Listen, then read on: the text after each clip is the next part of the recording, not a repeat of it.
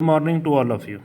प्यारे बच्चों, आप सभी को पहले भी बताया गया था कि आपके जो एग्ज़ाम होने हैं वो 21 जनवरी थे। ये रीअपियर एग्ज़ाम की हम यहाँ पे बात कर रहे हैं। जो रीअपियर एग्ज़ाम आपके होने थे वो 21 जनवरी से शेड्यूल हुए थे और इसमें फर्स्ट, सेकंड, फोर्थ और सिक्स सेमेस्टर के आपके एग्ज़ाम होंगे और फार्मेसी के भी एग्ज़ाम इन डिप्लोमा एग्ज़ाम के साथ होंगे रीअपियर वालों के। तो कुछ ऐसी बातें बोर्ड ने बताई थी। सबसे पहले एक बात हम यहाँ पे क्लियर कर देना चाहते हैं कि आपके जो एग्ज़ाम होंगे वो ऑफलाइन मोड पे होंगे।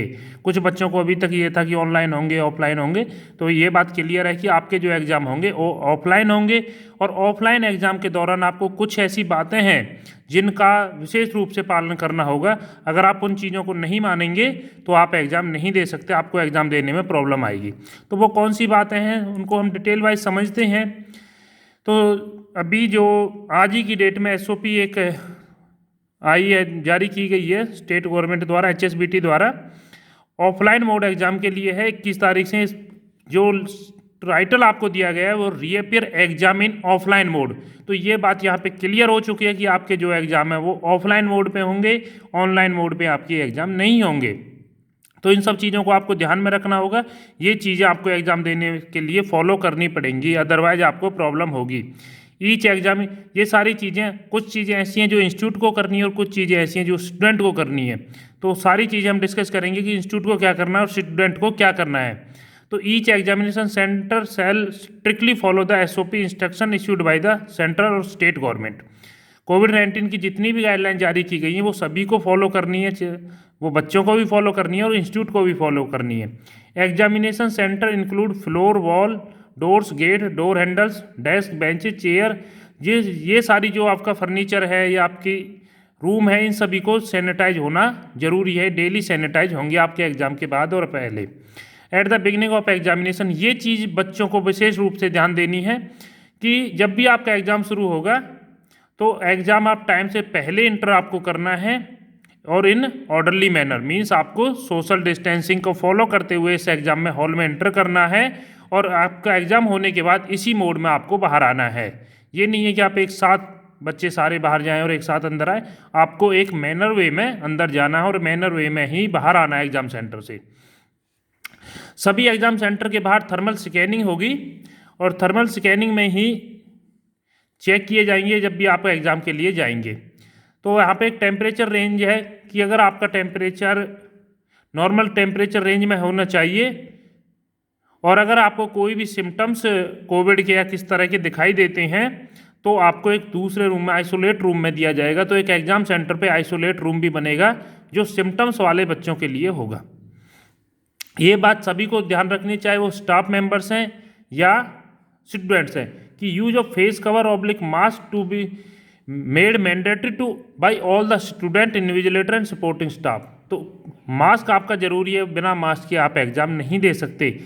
एक और चीज़ है कि each institute having examination centre shall arrange gloves and mask for all staff on examination duty. ये इंस्टीट्यूट का काम है, अपने एग्जाम स्टाफ के लिए वो मास्क और आपको ग्लव्स प्रोवाइड कराएगा। फिजिकल डिस्टेंसिंग आपको ज़रूर फॉलो करनी है कि जो आपको एग्ज़ाम में बैठाया जाएगा वो 6 फीट की दूरी उसके बीच में आपके रहेगी।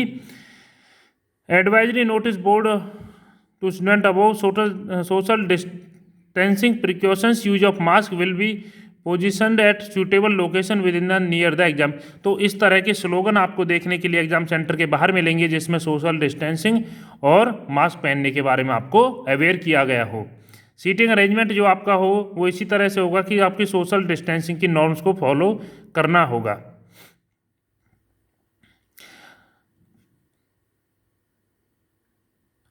Institute shell provide liquid hand wash, soap in washroom for washing hand, the practice of proper hand washing with soap even when hand are not visible dirty is to be followed. Use of alcohol based hand sanitizer should be made available by the respective institute. ये आपके entry पे एक sanitisation के लिए भी सुविधा institute करेगा। थूकना वहाँ पे मना रहेगा। स्प्लिटिंग सेल भी स्ट्रिक्टली प्रोहिबिटेड रहेगी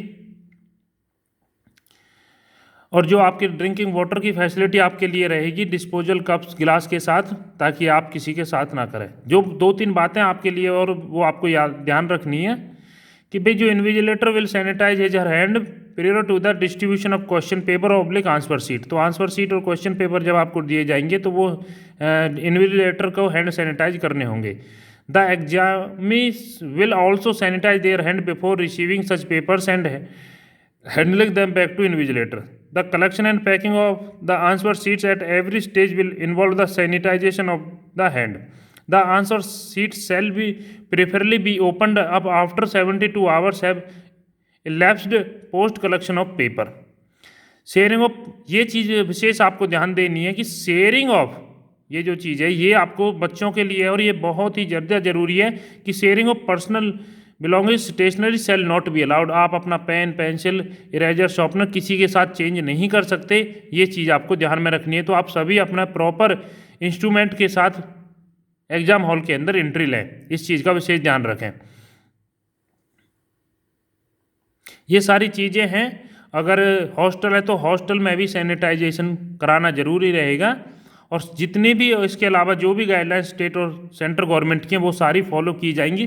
तो सबसे मेन इंपॉर्टेंट बात है कि स्टूडेंट्स के लिए कि वो अपने सारे इंस्ट्रूमेंट लेके आएँ जिनकी उनको ज़रूरत है।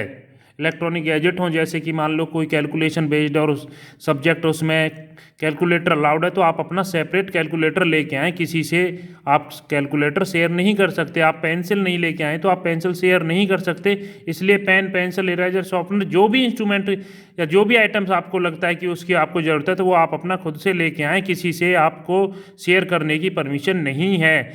मास्क जरूर पहन के आएँ। ये चीज़ें आपको ध्यान में रखनी है, तभी आप एग्ज़ाम को बिना किसी प्रॉब्लम के दे सकते हैं।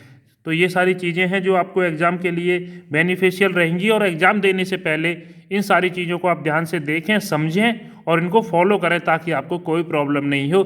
बाकी आप सभी के एग्ज़ाम बहुत अच्छे से हो, मेरी ये शुभकामनाएं आपके साथ है।